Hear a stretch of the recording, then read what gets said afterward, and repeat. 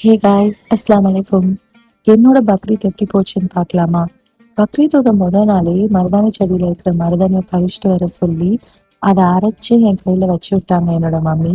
So நான் early morning எந்திரிச்சோடனே முதல்ல போய் என் கையை தான் பார்த்தேன், எவ்வளோ நல்லா செவந்திருக்குன்னு. அன்னைக்கு மார்னிங் பிரேக்ஃபாஸ்ட்டுக்கு கேசரி, சிக்கன் குழம்பு, பணியாரம், தோசை இது எல்லாமே தான் மார்னிங் ஸ்பெஷல் ஈத் பிரேக்ஃபாஸ்ட்டாக இருந்துச்சு. சாப்பாடுலாம் ரெடி ஆனதுக்கப்புறம் எல்லாருமே பெருநாள் தொழுகைக்கு கிளம்பிட்டோம்.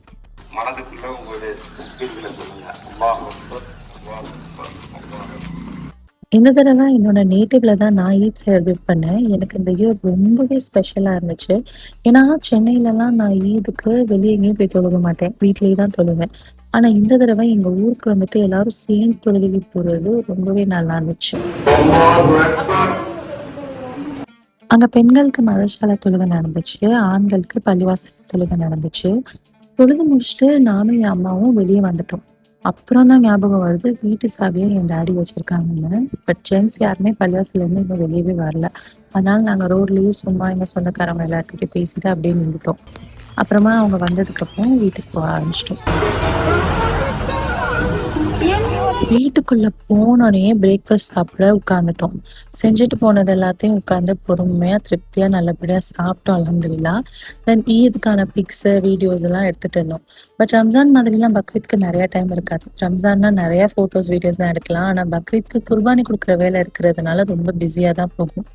எங்களோட ஆடு ரெண்டுமே எங்ககிட்ட ரொம்ப பாசமா இருந்துச்சு. மெயினா என் பசங்க 2 பேர்கிட்டயுமே ரொம்ப நல்லா ஒட்டிக்கிட்டே இருக்கும். தென் நாங்களும் குர்பானி கொடுக்க ஸ்டார்ட் பண்ணிட்டோம். அல்ஹம்துலில்லாஹ் எல்லாமே சிறப்பாக முடிஞ்சிச்சு. எல்லா ஒர்க்கும் முடிஞ்சதுக்கப்புறம் கூர் போடுறது ஸ்டார்ட் பண்ணிட்டோம். எல்லாத்தையும் கரெக்டாக பங்கு வச்சுட்டு யார் யாருக்கு கொடுக்கணும்னு எல்லாருக்குமே லிஸ்ட்டு போட்டு பேக் பண்ணிட்டு இருந்தோம். நாங்கள் வந்து இந்த பாக்ஸில் வந்து ஈத் விஷஸோட என் 2 பசங்க நேமை பிரிண்ட் பண்ணி இப்படி கொஞ்சம் பாக்ஸை ரெடி பண்ணி சென்னையிலேருந்து கொண்டு வந்திருந்தோம். இது எல்லாருக்கும்னு இல்லை, எங்களோட க்ளோஸ் ரிலேட்டிவ்ஸ் யாருக்கெல்லாம் கொடுக்கணும்னு நினைச்சோமோ அவங்களுக்காக தான் இதில் போட்டு பேக் பண்ணி தரலாங்கிற ஒரு பிளான் பண்ணி எக்ஸிக்யூட் பண்ணியிருந்தோம். இப்படி ஒவ்வொரு பாக்ஸ்லையும் ஒவ்வொரு கவர் வச்சு நீட்டாக பேக் பண்ணி எல்லாமே பக்காவாக ரெடி பண்ணி வச்சு கொண்டு போய் கொடுக்கறதுக்காக பேக் பண்ணி வச்சிட்டோம். இந்த ஒர்க்லாம் ஒரு சைடு நடந்துட்டு இருக்கும்போதே இன்னொரு சைடு லஞ்ச் ப்ரிப்ரேஷனுக்கான ஒர்க்கையுமே ஸ்டார்ட் பண்ணியாச்சு.